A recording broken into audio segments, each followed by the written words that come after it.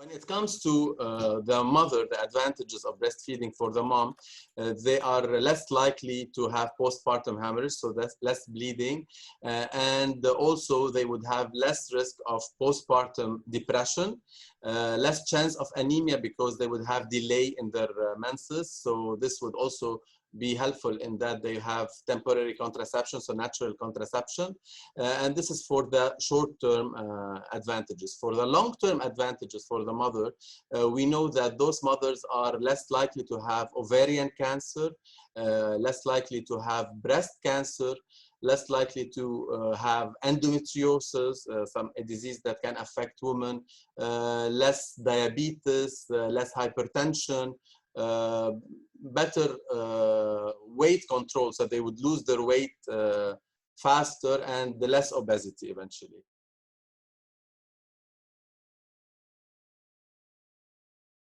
We know that those babies would have less problems in the GI tract, gastrointestinal tract, so less diarrhea, less constipation, gastroenteritis, less GU reflux, less necrotizing enterocolitis when they are born prematurely. And in addition to that, they have less respiratory infections, so less colds, less pneumonia, and also less whooping cough.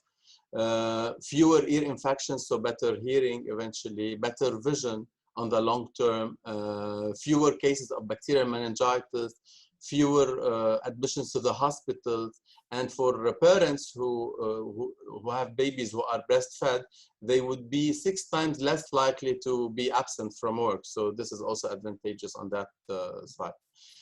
This is mostly for the short-term advantages for just the baby, for the newborn, but this doesn't stop here. For babies who eventually grow into adulthood, they are at less risk of having also infections. They are at less risk of being obese, less risk of diabetes, and less risk of asthma, eczema, less risk of some cancers, even lymphoma and leukemia. So as you can see, there are so many advantages of breastfeeding on the short and long term.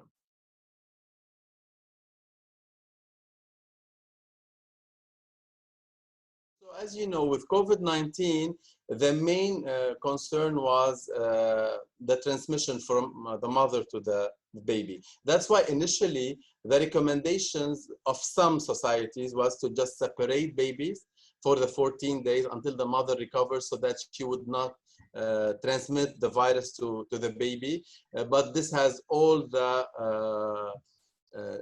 short and long-term effects on the baby, which are all negative effects. That's why the newer recommendations are not to do this, is to allow breastfeeding, but taking precautions, because definitely we don't want this virus to be transmitted from a mother who might not be very symptomatic or who might be extremely symptomatic to the baby. Those babies, most likely, they're going to be COVID-19 negative, even if the mother has it. So we don't want to transmit it through breastfeeding. But there should be those precautions that should be taken in order to allow the mother to breastfeed.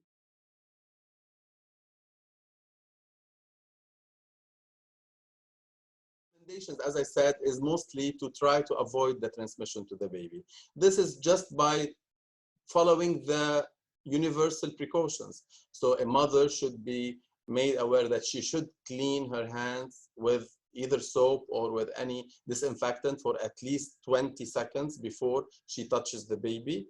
And you have to also involve the mother in that decision, because she might feel much safer giving the milk to the baby through pumping, and have somebody who's not sick who would give the baby bottle feeding, but it would be breast milk. So this is another alternative. And it also depends on the mother's situation. She might be very sick to the extent that she would not be able to take care of the baby. She's barely breathing, but she wants to help the baby take the milk. So we can help her do the pumping, and somebody else would be able to feed that baby. But if she can do that, and she's willing to do that, we should encourage it.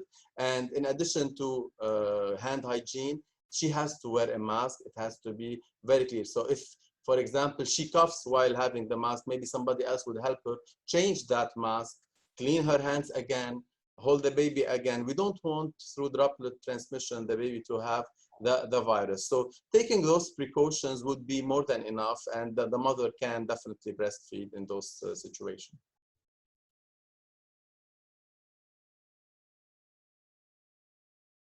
Even if the mother is not showing symptoms, but we know that she is COVID-19 positive, she can still transmit it to the baby. Yes, the viral load might be less, but there is this chance. So it's always better to follow all those precautions, even if the mother is only suspected to be COVID-19. So treat her as COVID-19 positive until proven otherwise. Because as you know, those precautions, we should all of us be doing that. And even if we are negative, so even if we're not pregnant, even if we're not breastfeeding, we should follow those precautions. So if the mother is asymptomatic, we follow the same. In fact, some organizations would allow even the mother and the baby to be in the same room with some precautions, like having it as a large room and having this 2-meter distance between the mother and the baby when she's not breastfeeding. So we will decreasing the exposure and the risk for the baby. It's not more than that. This is as simple as it is.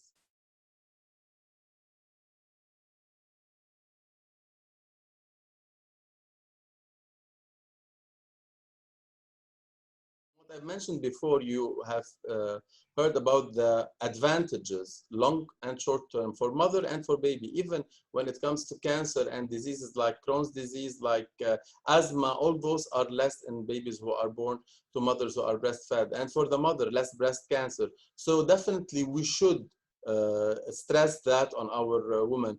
And you know, sometimes when you have some indicators of quality of care, this is always mentioned as one of the indicators that a hospital X would have an 80% of his pregnant women discharged breastfeeding versus only a 10%.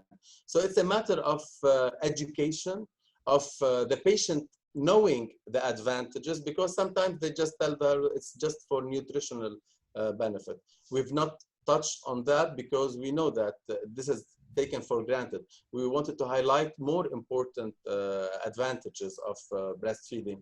So there are many factors here that would lead to this low uptake of breastfeeding. It could be a matter of not knowing the advantages. Some women would say that nobody told us about the advantages. They just told us, you want to breastfeed? No, I don't want. Yes, it is patient preference. Some women have the perception that it's more painful.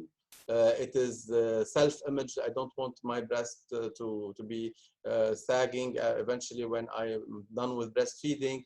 Sometimes it's the unavailability of understanding partners. The partners are not helping.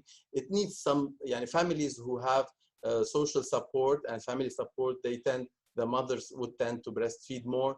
It could be also a matter of not dwelling a lot on the long-term advantages of breastfeeding. So mostly those are the things that would lead to low uptake of breastfeeding, and that's the numbers of the WHO are rather disturbing.